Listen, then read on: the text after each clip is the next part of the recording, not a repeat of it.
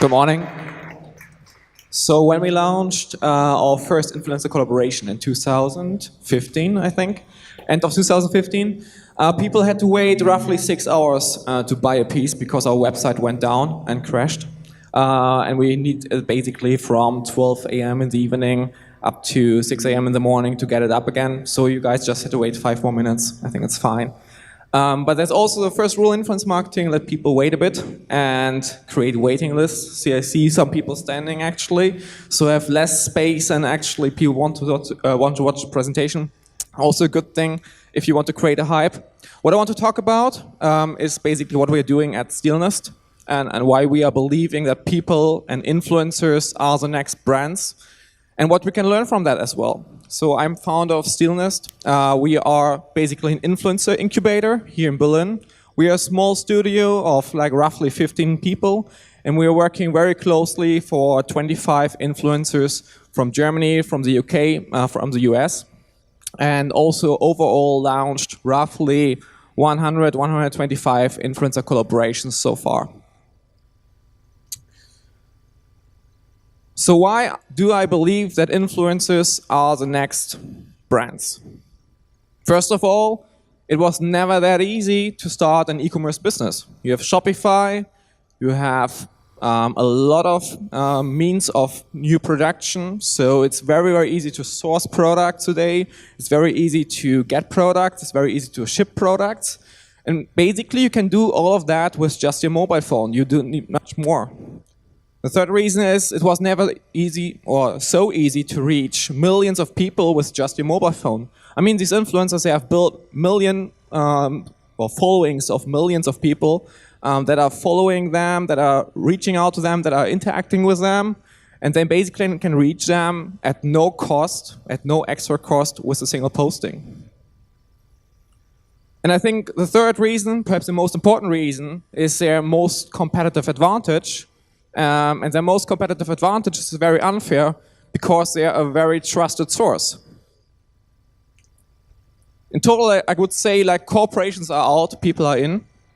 And if you look at the numbers there, like 92% of the consumers trust influencers more than brands.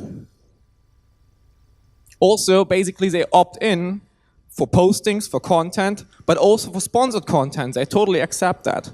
When you look at the numbers there, like when Instagram installed the paid promotion tag for influencer collaborations, you don't see a massive decrease in engagement there. It basically stays the same. So people are totally accepting marketing from influencers. At the same time, they turn on their ad blockers, especially the millennials. If you look at the millennials, roughly 2/3 of them turn on their ad blockers on mobile phones and desktops. The third reason why I believe that influencers and people will win over classic brands is that they cut out two middlemen. I mean, the typical direct-to-consumer strategy is that you cut out the middleman in retail. You directly sell to the consumer, they don't have to pay the markup, so they get basically a high-quality product for a very fair price. What's like the benefit of the influencer, she or he is not just cutting out the middleman in retail, but also cutting out the middleman in media. He's not like just selling directly to the consumer, but she or he is also directly reaching out to the consumer at no cost, at no marginal cost. Obviously, it takes cost to create a posting, to create a YouTube video and everything. But if you reach with this YouTube video 10,000 people, it costs you nothing. If you reach with this YouTube video 1 million people, it costs you nothing as well. At the same time, for all these direct-to-consumer brands like Casper, like Warby Parker, like all these pioneers in direct-to-consumer branding, the customer acquisition cost on Facebook and Google increases dramatically. So let's look at a few cases of brands, of influencer brands that have made it. So one of the front runners I would say is definitely Huda Beauty. She's an almost unicorn. She's basically, or her brand is worth, based on assumptions, roughly $1 billion. This year already. And the crazy thing about that is that she never spent $1 on advertising. It's all organic through her Instagram. So I think it's not really naive if you look at that basically comment of her when she asks herself, okay, why can't I and my brand be the next Estee Lauder of our time, right? Another great example is Keira Rani from Italy. She started her blog very early, one of the first fashion bloggers actually. And then she turned away from paid promotions and instead built her own shoe brand already in 2014, so 5 years ago. And already 2 years later, in 2016, she made roughly 70% of her revenue with her own shoe brand. And that was already 17 million after 3 years. Probably the biggest example that we can see is like Kylie Cosmetics from Kylie Jenner. She made within the first 18 months, she made 420 million in revenue. Again, at no advertising costs. And she's on track to be a $1 billion brand by 2022. And like just to put that in comparison, if you look at Estee Lauder again, Estee Lauder is basically making just like roughly 10 times more than she's doing as a one-woman show. But they have founded that company like 50 years ago. They have like 56,000 people working for them. And she is a one-woman show with an Instagram handle and access to the means of production. And basically, the fun fact is, it's built on Shopify. Her half-sister, Kim Kardashian West, she sold 300,000 units within just like 24 hours and made roughly in the first year $1 million in revenue. So it's not just a one-trick pony, it's really working. There are some cases that are not as big as these crazy celebrities. For example, Emily Weiss. She started her blog already 4 years before she started her brand. So she worked very, very hard on building her blog, on engaging with her audience, on learning a lot about the beauty industry, what went right and what went wrong. And she overall acquired so far 86 million funding. So you see, it's not just basically a game where where audiences are monetized, but it's actually also a game where more and more VCs are basically investing in it. But more important than like the funding is probably her community. People go crazy to get their hands on a Glossier product. It's just available in the US and the UK. And if you look at like people here from Germany who would like to get a product from Glossier, they are like really importing it, and they went crazy when like they enabled the sales in the US, in the UK. In Germany, like these businesses are still smaller, way smaller so far, I would say even. So last year, these two bloggers, or one of them is a blogger, one of them is a fashion designer. Carmen Kroll is a blogger, Camus is the channel. They launched together a fashion label, small fashion label. Kamushka is an influencer with roughly 440,000 followers. Within the first couple of hours, basically from these 440,000 followers, 60,000 followers subscribed also to the branded channel. And the first drop sold out within like a couple of hours. Farina Opoku, definitely, with No One I Love, also another great example. She started her fashion brand in August last year, and she did that also together with an exclusive relationship with About You. So that could also indicate a new way of working with influencers, not just like doing paid promotions and paid promotions and paid promotions, but thinking about a more sustainable way to work together. This is like, for example, also one of our cases that we work with. Besides No One I Love, we also work, for example, for Frau Hölle. Frau Hölle is a micro-influencer. So what I would like to show here with that is also, it's not just for the very, very big ones. It's also a strategy for the micro-influencers out there that have, for example, in her case, she started working with us in 2016 when she had roughly 50,000 followers. Now, roughly 3 years later, she has 85,000 followers, so just like 35,000 more. But her revenue is growing like each year 100%. So, and it's making a significant part of her income today. If we look at the German market, it's still quite small. It's like still in the early beginnings. If you look at the US market, it's already far ahead from the German market. But if you look at the Asian market, if you look at the COLs, what stands in short for key opinion leaders, They're not called influencers there. It's crazy. It's like crazy in terms of revenue. It's crazy in terms of relevance and significance. 6 of the influencer brands ranked actually among the top 30 on Alibaba Singles Day. So 6 out of 30 brands, 6 out of the best performing brands on Alibaba Single Day were influencer-driven brands. And it's not just about the influencers, but the whole industry that is shaping around them. So just like Zelingo, they just acquired a new funding. Also German investors invested there again. There was Burda, for example. They're also backed by Alibaba, as far as I know. They got just like 22.6 million a couple of days ago, or announced that a couple of days ago. And they get that money to turn influencers into brands. They're basically providing a marketplace with access to the means of production to make it even more easy to get products right. They give access to the factories in China, they finance the deals, they set up the e-commerce, they do the logistics. So basically with them on board, you just have to have your mobile phone and an Instagram feed and you can start selling products. It was never that easy again. Other companies are taking another approach. They're not just being suppliers, but they are influencer incubators. Like we are doing it here in Germany on a small scale. There are companies in Asia that are doing it on a massive scale. There are teams of like 30, 40 people just working for one influencer, incubating them to become the next big brand. But they see it also differently. They don't see it as like brands that last forever.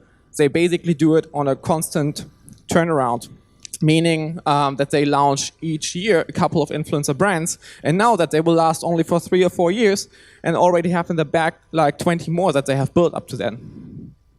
So it's a way shorter game, and it's like also planned to be shorter. So for me, I try to take away like 5 learnings that we can take away from e-commerce or for e-commerce, from these social brands, from these influencer-driven brands. And I would love to discuss that with you as well after that. So one very important fact that we learned working with like influencers is that you have to get very, very close. You have to get very, very close to your customers. You have to perhaps even build your personal brand. It doesn't have to be the CEO. It could be also the team or the customer service agent or whatever, but you really have to build relationships with your customers. In best case, it's like one-to-one relationship, not driven by a chatbot, but basically by real interaction. I think like when I work now with influencers for roughly 4 years, this is what I learned the most. They really engage with their fans. And it's like not just basically saying thank you and replying with like automated emails to them, but it's really interacting with them, answering their questions, asking for questions, and adding value to them. I think the second learning that I made for myself is they're not trying to sell. Like selling comes second. The first place they try to serve. Like they really try to serve their communities. They try to add value to their communities. And I think especially in this like Amazon-driven world, where everything is about price and choice, so about like inventory and a discount, I think we have to rethink the sales formula there. So where it's about inspiration, where it's about curation, where it's about like consultation, and where it's about connecting to the peers and helping them to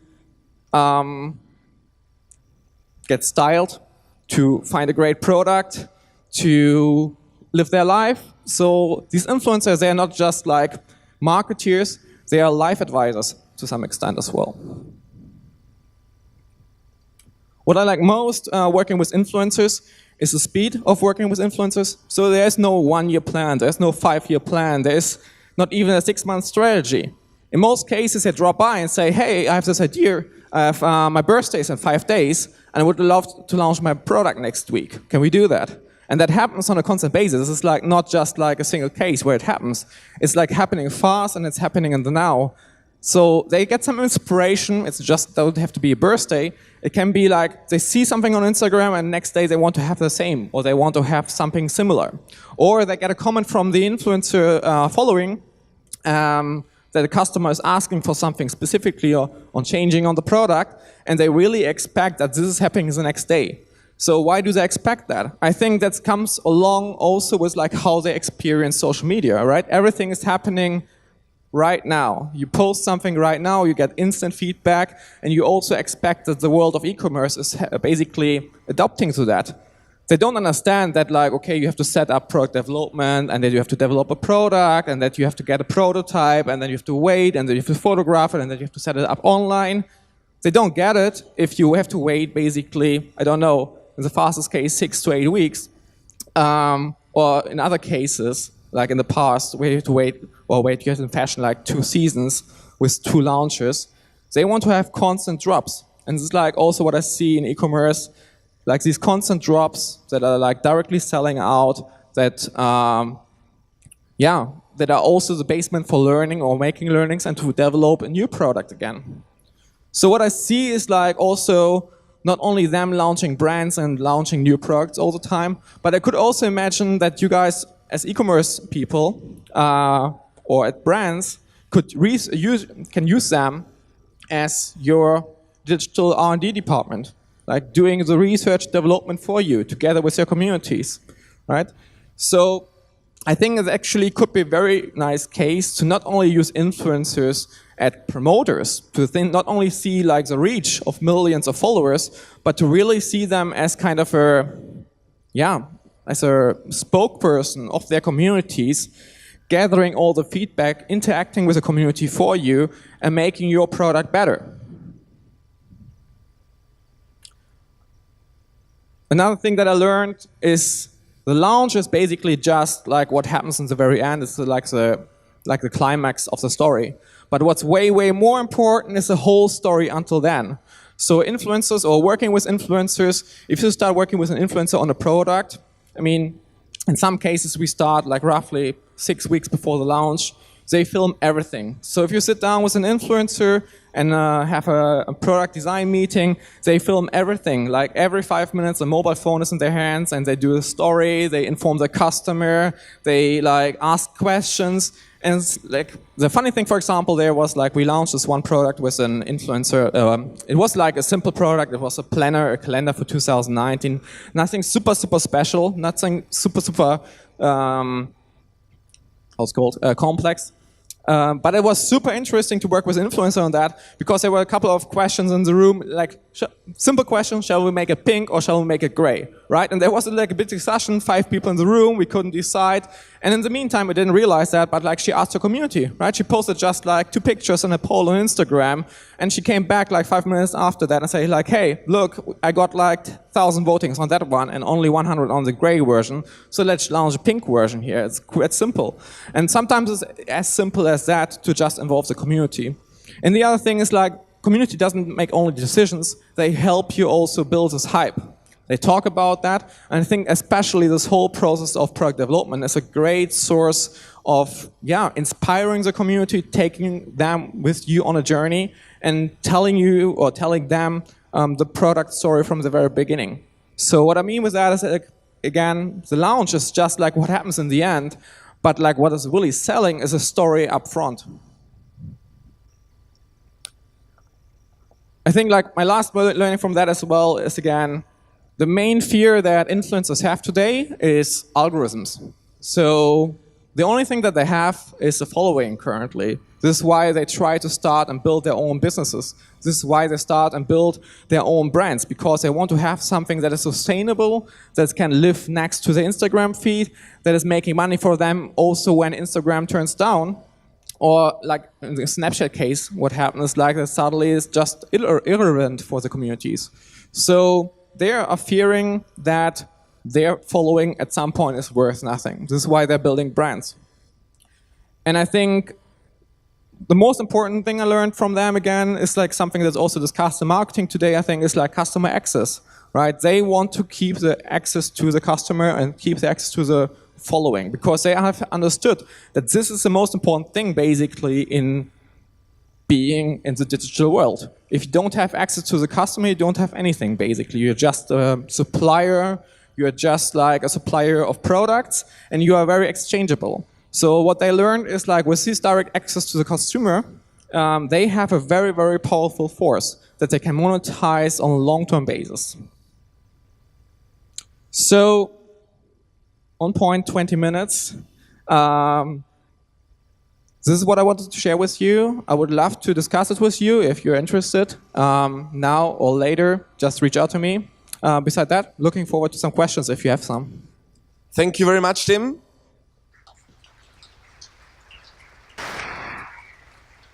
We have time for 1 or 2 questions. Who has the first question?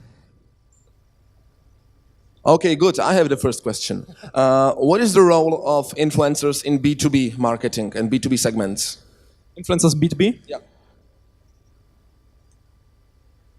I mean, I think influencers in B2B get more and more important. Obviously, we are like, with Stilnest, we're currently in the business of B2C. So we are selling directly to consumers. But there are more and more B2B influencers, not just on LinkedIn, but like also way more on Instagrams. And I think what they can do for you is like to, I think what they can do for you is to understand your customer, or help you understanding the customer and to engage with them. So I'm currently thinking about a blogger. She's talking about finance topics, for example. She could like engage with her community or with other communities and with your community to understand, okay, what are the main like pain points on financial services that your community really takes care about. And so she could not only promote your service, but she could really figure out for you, together with her and her community, in a very social, in a very organic and natural way, what are the pain points and how we can solve them. So I think the role of B2B influencers, I mean, it's already there. I think it will be also definitely growing, but I think also we not just should consider them as, again, as like B2B promoters of like a service, but more like somebody who can do the work together with you for your product and make it better. Okay, and let's say that I'm an e-commerce company and I want to start work with influencers. What should be the first step? I think the first step, I come back to that, is to not see them as just reach. Like what we learned in the last 3 years, and we had many failures as well. In the very beginning, like 4 years ago when we started working with influencers, is we looked at reach and we looked, oh, there's 1 million of following, so there are like potentially 1 million of buyers, so we had to work with them. And one thing they realized there is like reach is nothing. Reach really doesn't mean anything. The case that I had on the presentation with Frau Höller was like roughly 85K following. This is close to a micro-influencer, perhaps a mid-tier influencer.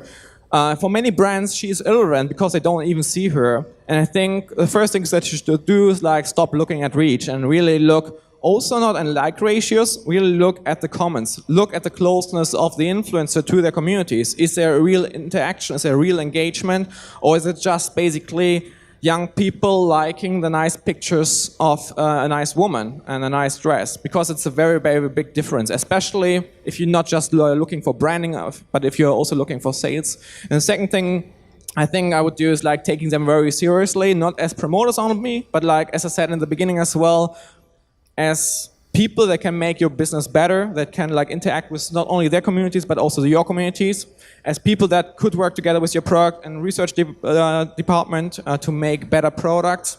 Also digital products. I think if you look at influencers just as the people that promote a final product, you're missing a lot. Okay, thank you once again, Tim. Thank you for your presentation.